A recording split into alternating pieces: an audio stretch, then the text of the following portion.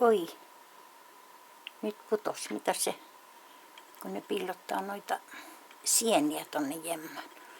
Mikähän sillä nyt on? Oksan tynkään. Oi, oksan tynkään hän sitä yrittää asetella. Jaha, entä sitten?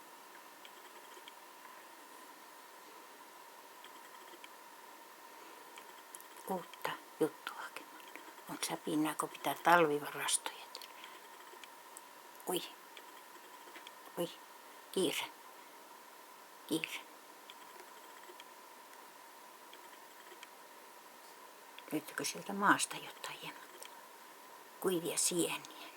Kenties nyt on semmoinen.